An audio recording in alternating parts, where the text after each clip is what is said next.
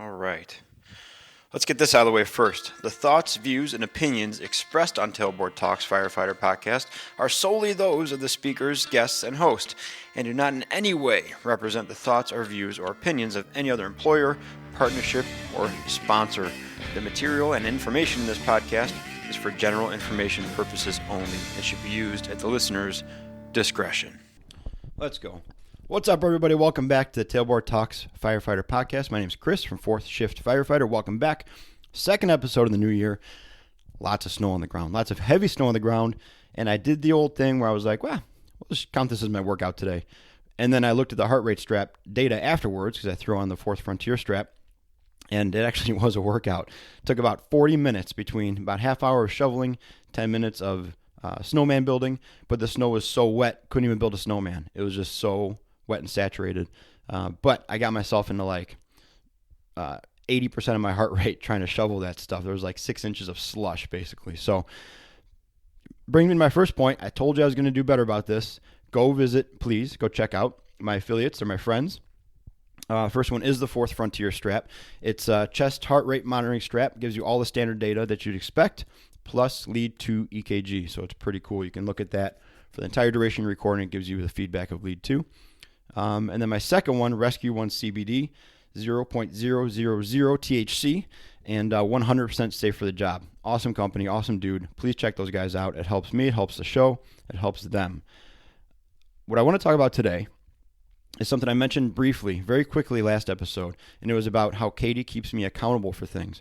And so I started thinking about accountability because it's kind of a mess sometimes, because you can either help someone stay accountable to what they want, or you can set the expectations and the standards and then keep someone accountable to them.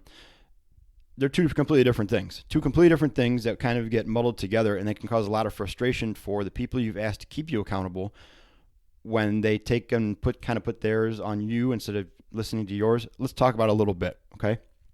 So I did a little not research on accountability, just did a couple searches, and that's where the line started to draw between the two, right? You can, let's say, as a lieutenant, I'm training a new guy, and I say, this is the standard for our department. This is the standard of skill. This is whatever standards we have, right? I make those very clear, and I'd say, this is a standard you'll be held to, and this is what is expected. Now it's my job to help keep that person accountable to that standard, right? That is drastically different in a lot of ways than if I had a client come to me, a personal training client, and say, here's my goal and here's the changes I want to make. Would you please help me stick accountable to the goals I've set for myself, right? Two totally different things. And where we can get in trouble is if I have a personal training client come to me and say, this is the standard, or this is what I want to work towards, and I start putting my own standards in there and saying, why aren't you working towards these goals? They'll be like, well, that's not my goal. And it builds a little bit of contempt, a little bit of frustration between the two, because from the client side, I'm not listening, right? They told me clearly what they want to do, and I'm just putting these other standards, expectations out there. And from my side, I'm like, well, this person told me they wanted to accomplish this, and now they're not working towards it. Why are we even working together? What is the point of asking me to help you keep accountable if you're not going to stick to what we agreed upon? So those are two different things, right? But there were some similarities between the two. When I started looking at how to keep people accountable, or having someone keep you accountable versus how do I stay accountable, there was 3 words that kept coming up. And those 3 words were clarity, freedom, and security. Okay? So first is clarity, and it's just identifying what you want to do, identifying the standard, right? If you're imposing on someone or they're living up to that or working towards that, or identifying what you want to do, what challenge you want to complete, or what thing you're driving towards, right? There needs to be clarity in that goal and clarity of what you want to accomplish from either scenario. The second couple listed there, freedom and security, were very interesting, because that's where they said, that's where it changed my perspective on accountability from what I've done in the past, what I've seen been done. Freedom and security. Freedom to experiment and try different things that might help you get to that goal. And the security that even if it messes up or doesn't go well, that system isn't going anywhere. Like, you're not going to abandon someone just because they screwed up or didn't live up to it the first time, or they're struggling to get there. And then security also from the client side. Well, I guess that goes both ways, right? Security on both sides. You tell them, I'm here for you. I'm sticking with you as long as this is your goal.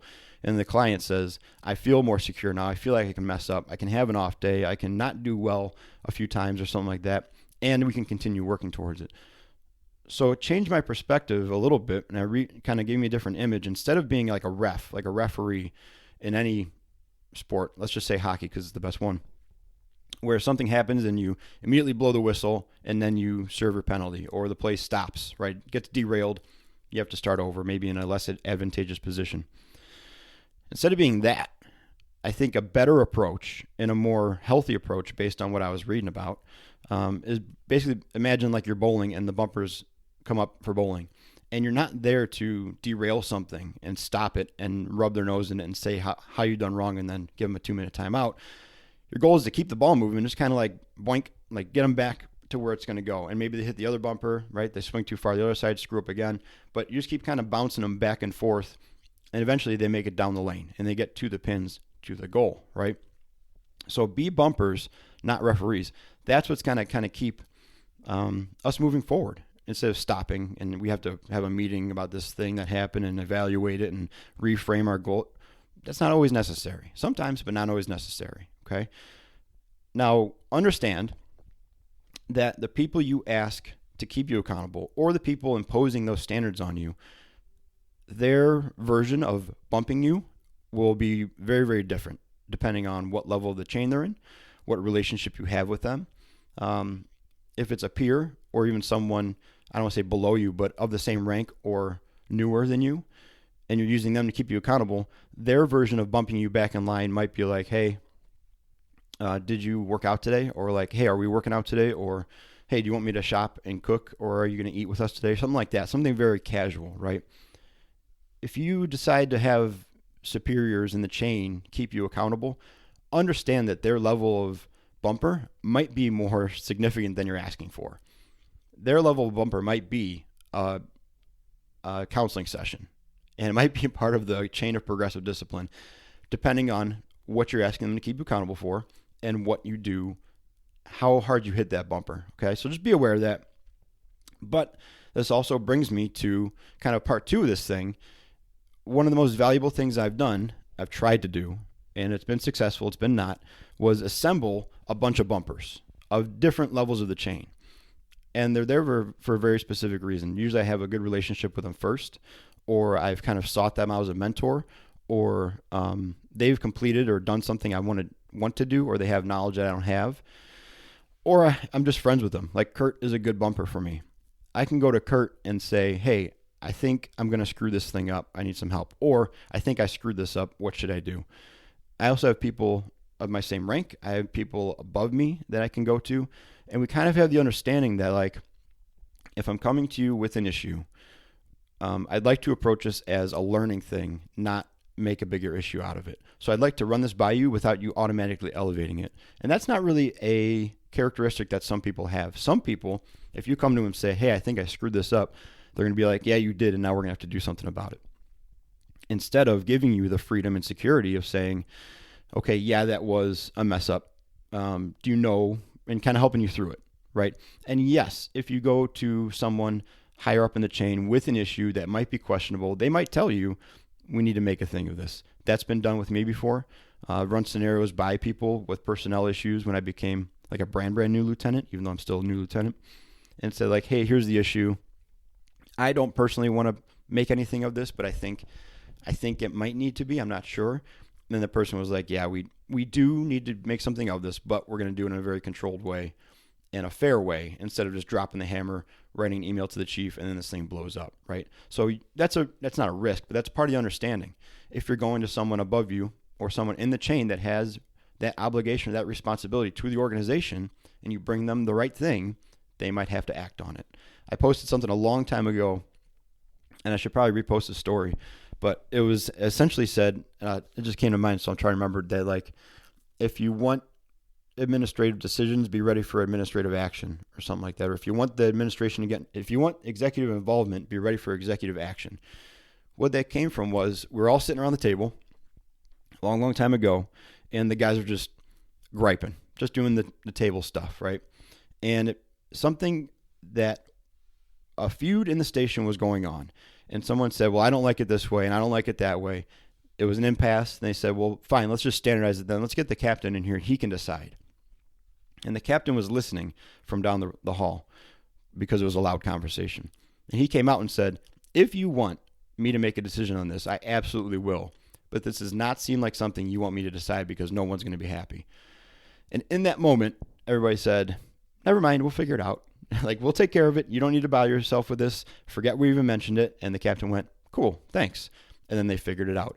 Of course, not everyone was happy. Of course, one side felt like they lost or got the short end of the stick. But if you want administrative and executive involvement, then be ready for administrative and executive action with everything that entails. If you want something standardized, prepare for it to be standardized, maybe not in the way you want it, or maybe not in the way you think should be done or benefits you, because at that point, they might be looking to benefit everybody.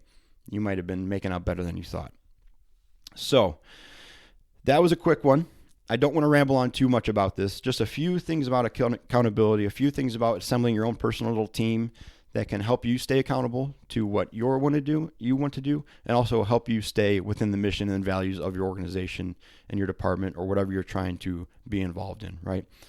If someone taps you and says, hey, can you keep me accountable to this thing, make that, the first point on there is clarity, right? Be very clear. Is this a personal goal? Is it a department need? What are we doing here? And then be very clear about what they're trying to accomplish, and do your best not to impose your own personal desires and values on that situation, because you're going to have, you might have some. They might say, like, let's go back to the fitness thing. I want to be able to do 10 push-ups. And you'll say 10 push-ups is good, but I really want you to work towards 20 because that's a much better marker of fitness. Their goal is 10 push-ups. That's what they want to accomplish. So if they get to 8 push-ups and you're like, well, I still got 12 to go, that's not a very good support system. That's not a very good accountability thing. That's kind of damaging, right? Because they might be like, dude, I'm 2 push-ups away from my goal. This is awesome. And you come in and say, yeah, it's a good, but 20 is better. Do your best, okay? Keep their goal as their goal. If it's an organizational standard thing, then you can be a little more clear with that too. Of like, I understand. So let's say there was a rule that you had to be able to do 20 push-ups to be a firefighter. And they say, I want to do 10. You can say, good goal. Based on the organizational values and guidelines, you're halfway there. So yes, work towards 10, but we are going to work towards 20 because that is the greater obligation out there and the greater standard that we have to work towards. And then appropriately give them the bumpers, right? Don't derail them. Keep them moving. Keep yourself moving. And then assemble that team. I know I'm being redundant. I know I'm saying this all again. I'm recapping. Assemble that team of people that you can turn to when you're going to screw something up, when you don't want to screw something up, or you have screwed something up, that you can kind of use as a sounding board that won't automatically elevate the situation unless it's warranted, okay? Doing those couple things, especially the little personal city council that you build, your own personal like little RIT team that you build for dire situations or even just whatever situations, hugely valuable because there are definitely people on the department and in your life that will handle things differently than you, maybe even better. I hate to say it, maybe even better. Speaking from experience, I've more than once put my natural inclinations on handling subjects aside and situations aside and use someone else's tactic, and I can tell you that it wasn't as nice feeling to do that. It wasn't as fulfilling personally in the moment, but the result was probably far, far better. And neither of us looked like a jerk coming out of it. And in the end, it was more fulfilling because now I have another, tool in the toolbox type of thing. And I know that I don't have to approach every situation immediately as I want to. There are these other options out there that aren't as obvious, but are pretty good. All right, guys, let's end it there. Thank you so much for checking out the podcast. Again, please visit my friends, my affiliates, Fourth Frontier and also Rescue One CBD. Check them out. The links are in the show notes. You can also donate a coffee. Thank you so much. I hope you didn't turn this off yet. There was somebody that donated 33 coffees the other day, which comes out to $100, $3 a coffee. I'm not going to pursue the life coach vein that you suggested. I appreciate it, but I probably won't. Thank you so much for listening. Thank you for taking some lessons if they apply to you. Thank you for sharing the episodes. Thank you for your support. It's awesome, and I really appreciate it, and I hope to see more of you guys in the future. I'm still trying to get out to departments and conferences and travel and do stuff, but I'll always be here. I'll always be on the show every week. It's going to stay free. The only fee is if you donate. And that's it, guys. Let's all keep working towards being more capable and durable in the new year and for our job, both on the job and away from it. Talk to you guys soon, and be a fourth shift firefighter.